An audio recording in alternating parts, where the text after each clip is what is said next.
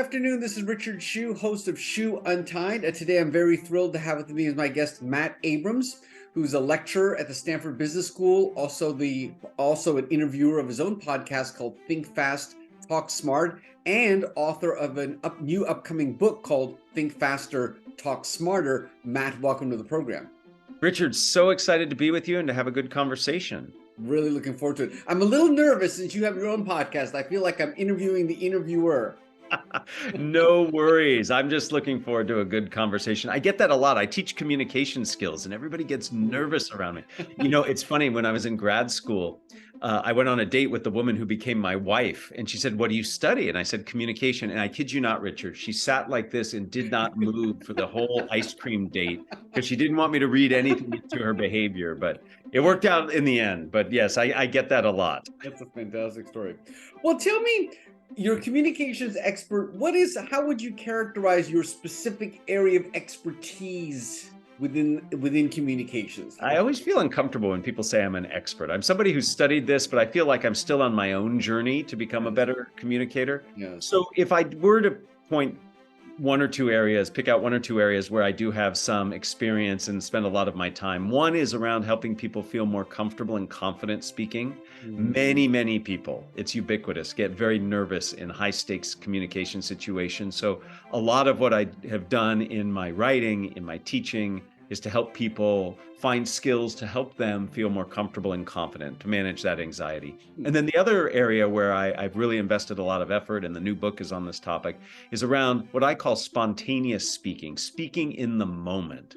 If we take any kind of communication training, it tends to be for planned communication, something you're going to write, something you're going to present. So you spend time drafting an outline, maybe practicing as you should, creating slides. But if you think about it, most of our communication happens in the moment. Somebody asks you a question or asks for feedback, or you make a mistake that you have to fix. So I'm really interested in confidence building and helping people be better in spontaneous situations.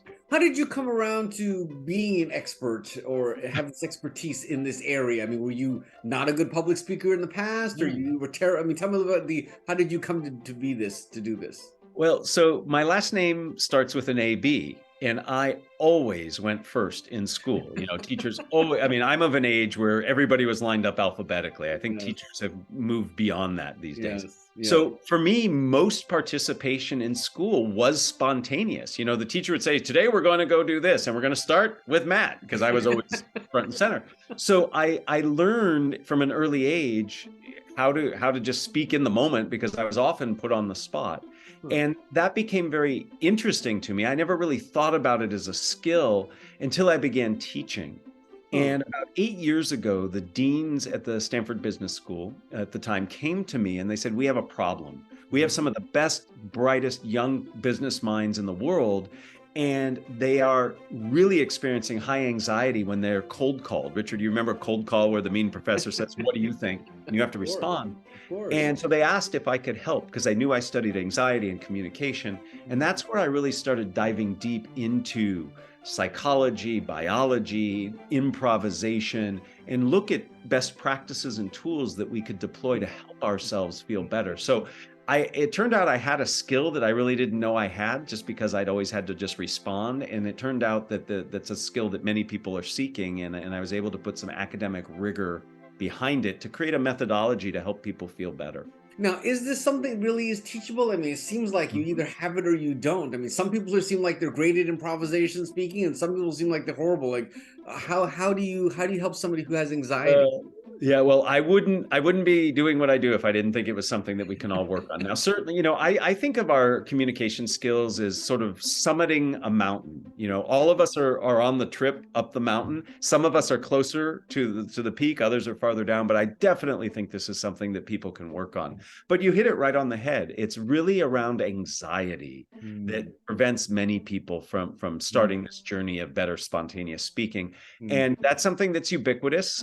Many of us who study this believe it's just part of being human, is being anxious in front of others. Happy to go into more detail if you wish. But there are things you can do to manage that anxiety. You can tackle some of the symptoms that we experience, but also some of the sources that initiate it. And once you do that and begin to build some confidence, and it does take time, it does take practice, you can actually be in a much better place. Well, tell me a little bit about that. Tell me a little bit about how you, maybe one or two things about how you Yeah. can help calm that anxiety. Yeah, so as I mentioned, we have to tackle both symptoms and sources. In terms of symptoms, it's what you physiologically and mentally experience. So for many of us, our heart starts beating faster, we start breathing more shallow and talking more quickly, our hands move more quickly and shake. This is your body's fight or flight response. When we speak under pressure, we feel as if we're under threat and your body is trying to protect you. So some things we can do to manage symptoms: take some deep belly breaths, the kind that you would do if you've ever done yoga or Tai Chi or Qigong, these deep belly breaths. The key to deep breathing, by the way, is longer exhales than inhales. So you want the rule of thumb, or what I like to say, the rule of lung, is you want your exhale to be twice as long as your inhale.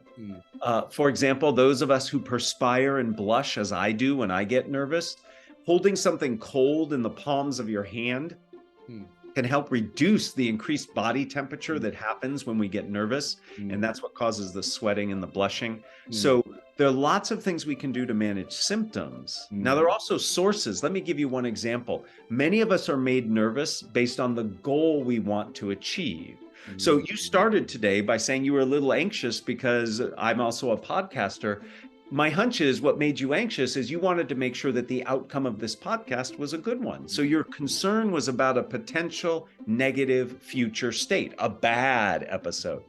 And the way to counteract anxiety in speaking that comes from the future is to become present oriented. By definition, if I'm in the moment, I'm not worried about the future. So doing things to get you present oriented, like, for example, something physical, take a walk around the building.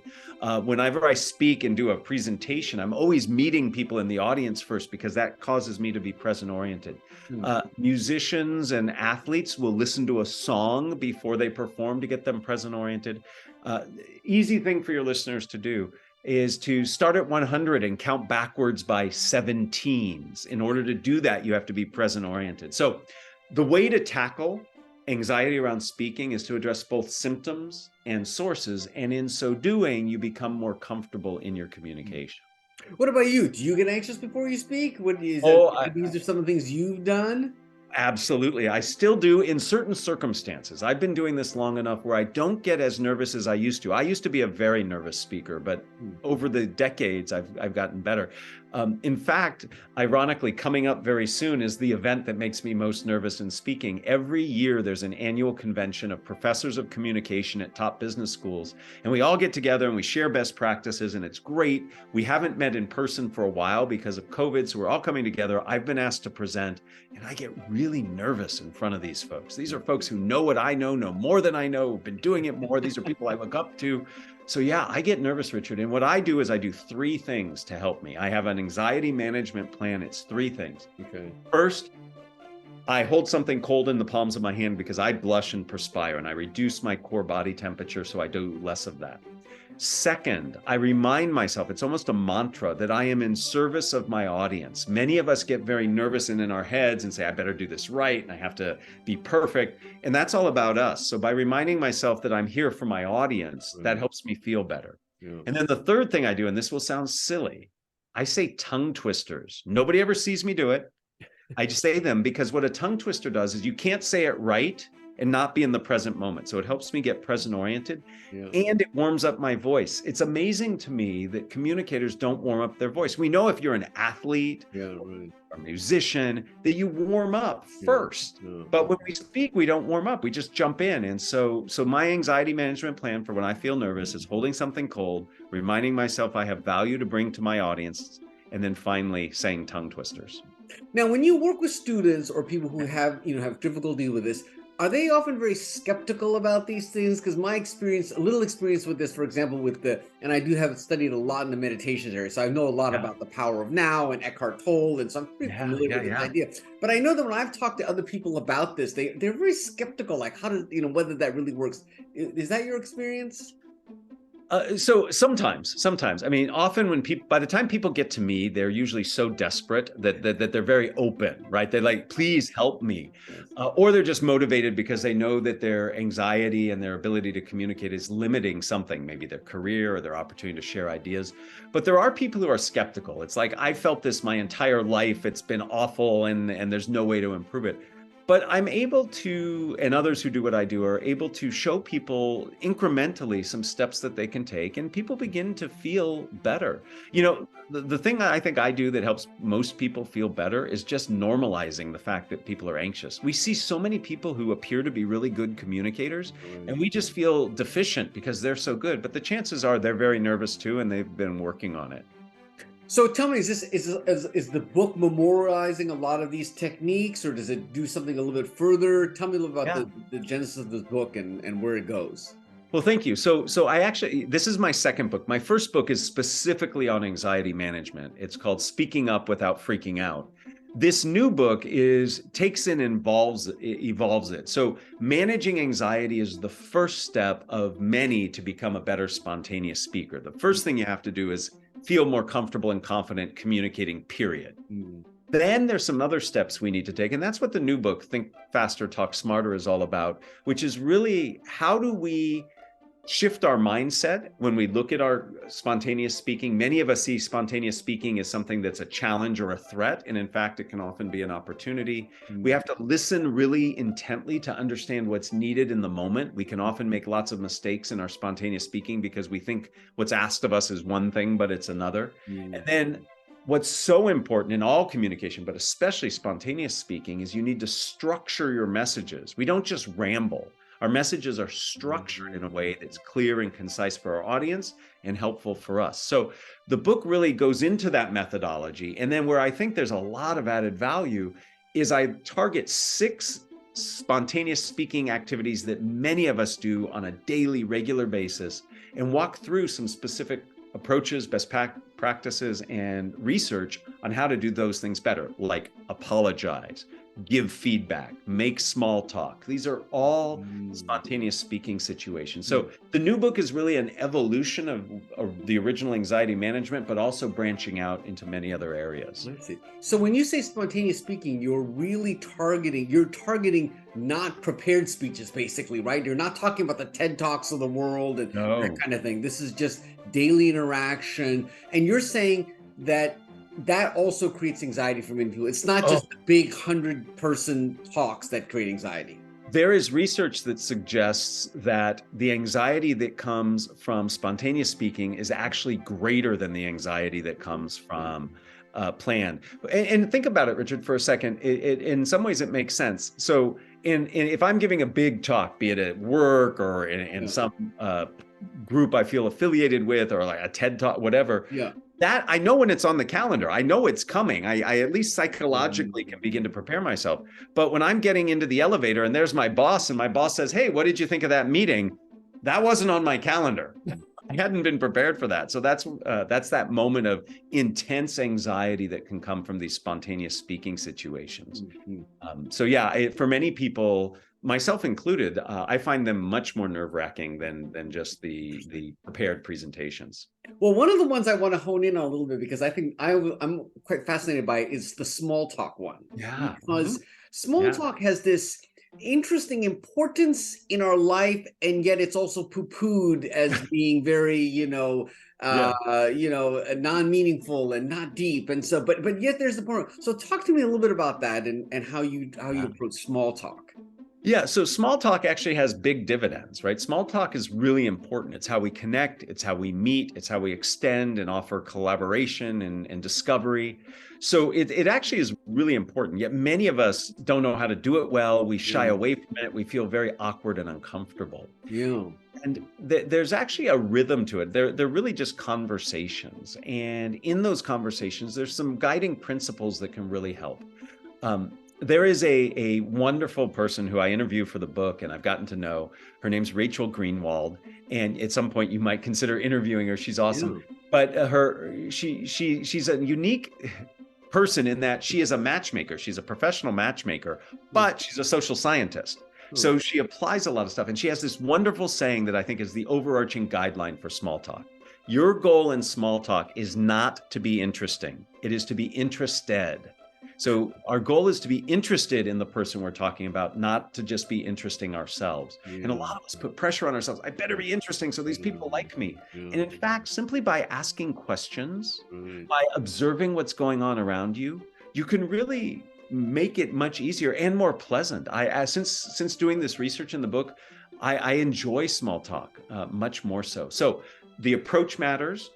Questions first are always a great way to do it. There's a structure I teach in the book that serves as a great way to initiate and to end small talk. So there are things you can do to manage it so it feels better for you.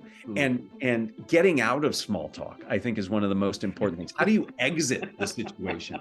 And Rachel taught me this great technique. She calls it the white flag technique. And I don't know if you know much about racing, Richard, but they will wave the white flag for the last lap of the race. Right. And so rather than saying, oh, I need to go to the bathroom, or, oh, I see some people over there, I'm going to go get a drink, what you actually say in the midst of small talk before you exit is you say, I've really enjoyed this conversation. In a moment, I'm going to go talk to some people over there. But before I go, I'd really like to know this. So you signal that you're going to leave. You're very polite about it, but you don't just terminate the relationship and conversation right there. You take that final lap. And it has transformed my small talk chit chat. I use it all the time. I used to hate going, how do I get out of this conversation? And now I know, and it's wonderful. Interesting. Yeah. Does your book also go into spontaneous? How about in the personal arena, the personal relationship? Does your book go into that arena, or it's strictly just business? No. I mean, these situations are a mixture of both, and the book covers most spontaneous situations. So we look at type. I look at type of spontaneity, not context. So we get questions I have 2 teenagers. I get questions all the time from them. And let me tell you, there's a lot of attitude behind those questions too. Just like you get questions at work. We're often asked for feedback in our personal lives, in our work lives. We often make faux pas and mistakes in our personal life and professional life. And so all of these areas apply to both. I think there's some sensitivity you need to have based on context. You know, in our family relationships and friendship relationships, often they are longer. There's more of a history there, and we have to account for that history in a way that perhaps our professional relationships, we don't have to. But also our professional relationships have at times more consequence. You know, I can get fired.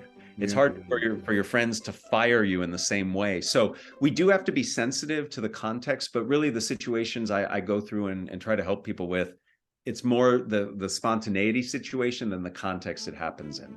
How do you go about researching some of this stuff? I mean, this all sounds fantastic, but how on earth do you create, how do you create a lab, or how do you create, a situation where you can actually research and study the effects of these techniques? Yeah, I mean, to me, that's part of the fun, right? I love learning. And I just doing the research for the book and for the initial work that the deans asked me to do was just fascinating, because in lots of different academic traditions, this notion of commencing and spontaneity exists.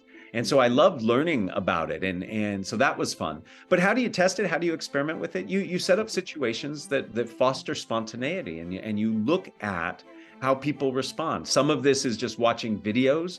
I have some colleagues, for example, who listen to earnings calls and the questions that are asked in earning calls, and they study things like, how long were the answers? How quickly did the person answer? How tightly did they stay to the question? And there's some interesting insight that comes from that.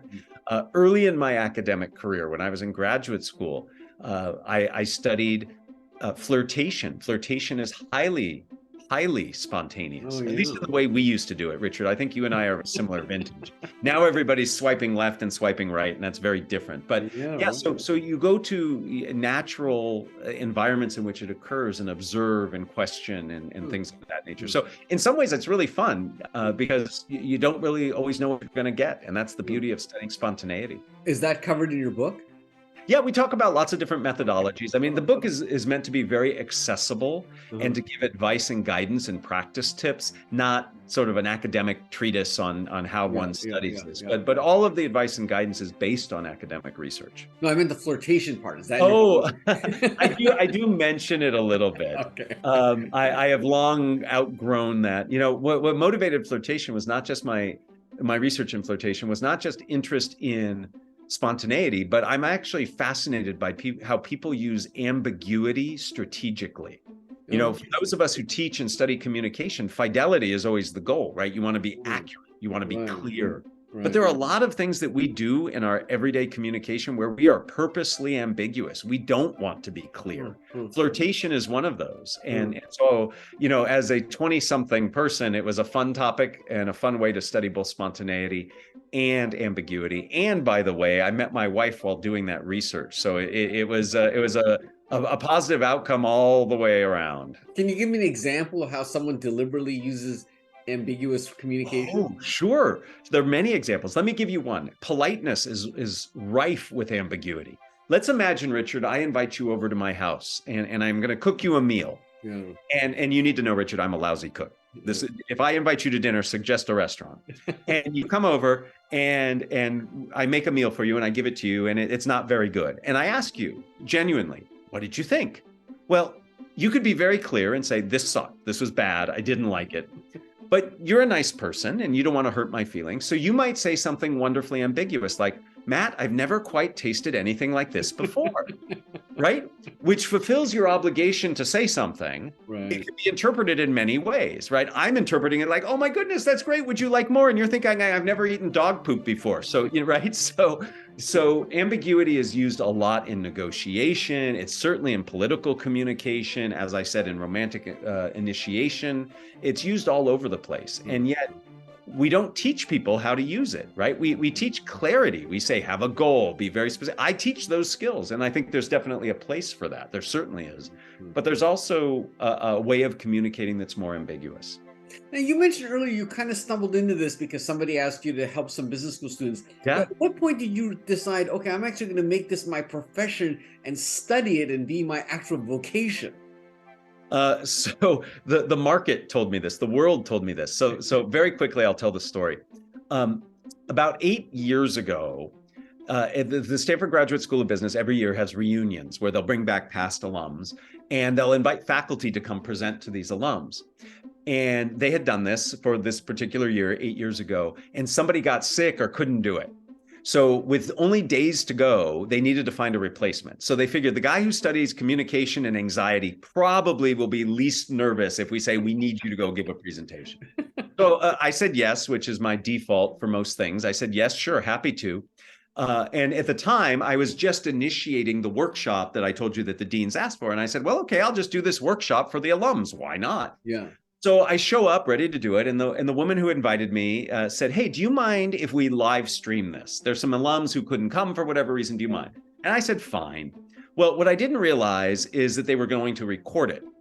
Not just live stream, but record it. And then they posted it on the YouTube channel of the business school. Yeah. Well, that talk took off. It did very, very well. And based on that, and based on the feedback, I was getting emails from all over the world, people saying, thank you, this helped me with my answering questions, with apologize, all these things. And that's what really told me that there was a need for it. And so based on that, and based on what I had done just for my students at the business school, I realized there was a broader need. And that's what really motivated me to study it, to dive into it more and really talk about the topic. Well, it's so funny because it just so, I mean, maybe this is not coincidental, but obviously it's a topic which you really enjoy talking about. You're very passionate. You really deeply understand it. I mean, it seems like the perfect fit for you. Well, thank you. I appreciate that compliment. It is something I'm passionate about. Like I said, to me, spontaneous speaking was just speaking, because all through school, that's how I did it, right? Because I didn't get the time to prepare as much. So I've always liked speaking. I've always liked communicating. And this is just another branch of that. But, I am very driven to help people feel more comfortable and confident communicating. And I feel our world is a better place when we hear everybody's voice. We don't have to agree with it, but if somebody's nervous or uncomfortable or not able to articulate their position, I think we're at a deficit. And so that's what really motivates the book, motivates my teaching, motivates my podcast. All of that is really to help people feel better and more comfortable communicating. You seem like you'd be, I mean, just you seem very animated, you seem very articulate. It seems like you would have been a great speaker even from your very early days in high school, grade school. Oh, Was that the case or not the case? Did anyone, did your oh, eighth grade teachers say, Matt, you are going to be a public speaker one day? Anything like that? I had one teacher once say that, but no, no, no. I mean, again, my vintage, I have 8mm film of me being awful at presenting and uncomfortable and nervous and awkward. But I am extroverted, and I think that has helped. So when I have had failures, I still take some energy from that moment, and so I'm willing to try it again. But I certainly thank you for the compliments. Anything that you see and deem as a good communicator has come through a lot of hard work and study. It is not a natural thing for me. Okay. Well, Matt, I really appreciate you taking the time. I really, really enjoyed this conversation. Can't wait to read your book, and thank you so much. Thank you, Richard. It was a true pleasure. This is Richard Hsu and Matt Abrams. Thanks.